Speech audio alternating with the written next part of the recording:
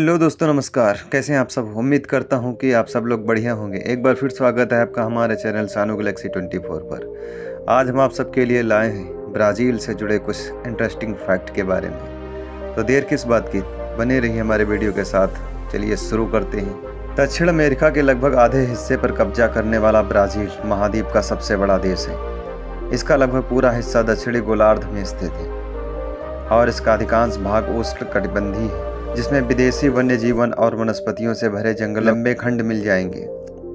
Atlantic महासागर के साथ ब्राज़ील का 7400 किलोमीटर लंबा तट सुनहरी रेत के समुद्र तटों से भरा पड़ा है और इसका आंतरिक भाग खनिज संपदा से समृद्ध है। ब्राज़ील की खानों से निकलने वाला सोना अभी भी पुर्तगाल के चर्चों की शोभा बढ़ाता है। अपने वैश्विक शक्ति जो 1822 तक देश पर शासन करती थी, ब्राज़ील की वास्तुकला इसके चर्चों और मठों में चमकदार टाइल्स जैसी सजावटी कलाएं और भाषा पुर्तगाली से काफ़ी प्रभावित है। ब्राज़ील एक रोमांचक सांस्कृतिक गंतव्य और पर्यटकों के लिए एक उष्णकटिबंधीय स्वर्ग है, जिसमें जंगल की खोज और रमणीय समुद्र तट की छुट्टी से लेकर रियो के कार्निवाल और विश्व स्तरीय कला संग्रहों के स्पंदित लय तक सभी स्वाद के आकर्षण मिलने वाले हैं। आइए जानते हैं ब्राज़ील के कुछ प्रसिद्ध पर्यटन स्थलों के बारे में। इगाजू फॉल्स। इगाजू नदी उस बिंदु पर शानदार रूप से गिरती है जहां ब्राज़ील, अर्जेंटीना और पैराग्वे मिलते हैं। 247 झरनों का पानी अर्धवृत्त के आकार में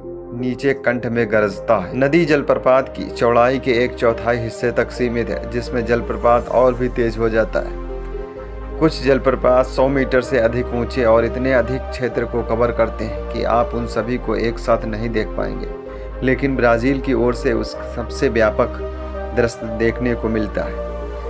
एक टावर और कैटवॉक एक अलग दृश्य पेश करते हैं और एक पुल इस सबसे बड़े झरने तक पहुंचाता है। डेविल्स थ्रोट करता है। झरने को करीब से देखने के लिए कोई भी पार कर अर्जेंटीना की ओर जा सकता है। कैटवॉक झरने के केंद्र में आगे बढ़ते हैं। अधिकांश पर्यटक दोनों ओर से झरनों को देखते हैं क्योंकि वे दोनों एक अलग दृश्य और परिप्रेक्ष्य पेश करते हैं। इगाजू जलप्रपात यूनेस्को द्वारा प्रशंसित राष्ट्रीय उद्यान से घिरा और संरक्षित है, जहां वर्षा वन जीवों और एवियन प्रजातियों की 1000 से अधिक प्रजातियों का घर है, जिनमें ऊद बिलाव, कैपिबारस, ओसेलाट्स और हिरन भी शामिल हैं। कोपाकबाना के समुद्र तटों की शानदार सफ़ेद रेत इपनेमा के लोकप्रिय समुद्र तटों में विलीन हो जाती है। कोपाकबाना के विस्तृत सैरगाह की लहर डिजाइन को यह भी देखा जा सकता है, जो रेत को ठाठ कैफे, सिनेमा, होटल, रेस्तरां और कला दीर्घायों से अलग करता है, जो पूरे साल पर्यटकों के लिए एक गर्म स्थान बनाता है। जो लागो रोड्रिगो डी फ्रीटॉस लेगून से निकलता है, लेबनान के समुद्र तट है। यहाँ कम पर्यटकों और अधिक स्थानीय लोगों के साथ ये समुद्र तट परिवारों के बीच लोकप्रिय है। एक प्राचीन बाजार के साथ फेरिया डी एस्ट्रानाटो डी लिपेनमा और फ्राका डी क्वेंटल।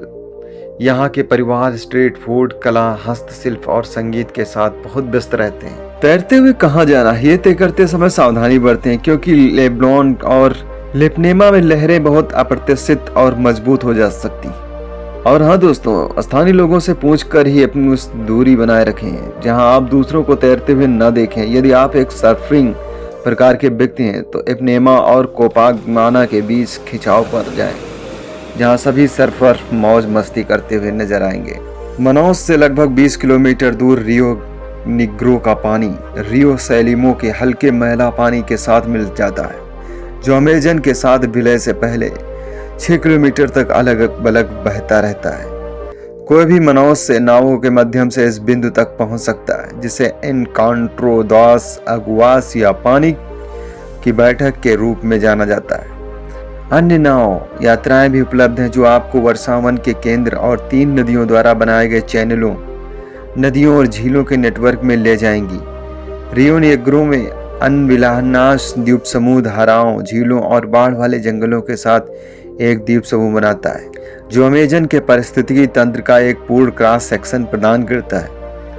यह नाव यात्रा पर क्लॉथ, टोकन, कछुए, बंदर, तोते, कैमन और अन्य जंगली प्रजातियों को देखा जा सकता है। मनाउस के करीब 688 हेक्टेयर चौड़ा जनवरी इकोलॉजिकल पार्क में कई अलग अलग पारिस्थितिक तंत्र हैं, जिन्हें नाव की सवारी पर देखा जा सकता है। इस स्थान का प्रमुख एक झील है जो केवल अमेज़न के जंगलों में पाई जाने वाली जलझिली में से आच्छादित है।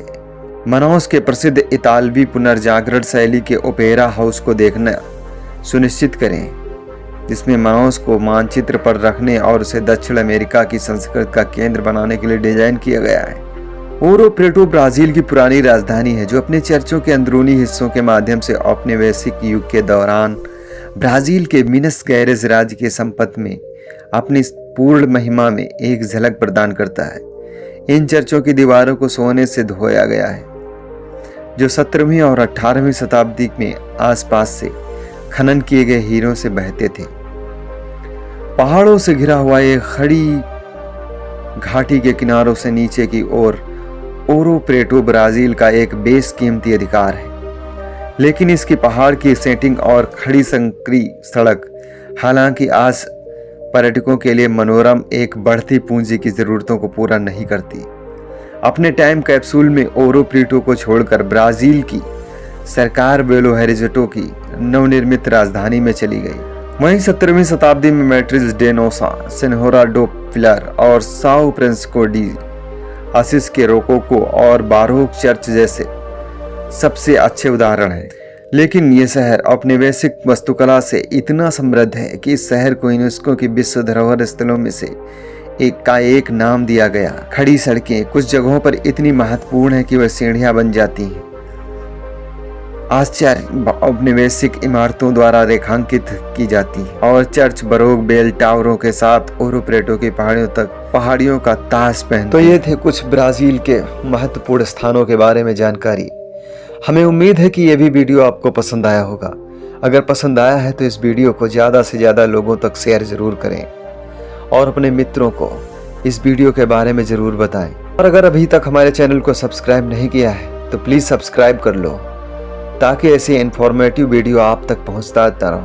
मिलते हैं किसी ऐसे वीडियो के साथ, तब तक बने रहे हमारे चैनल के साथ। नमस्कार, धन्यवाद।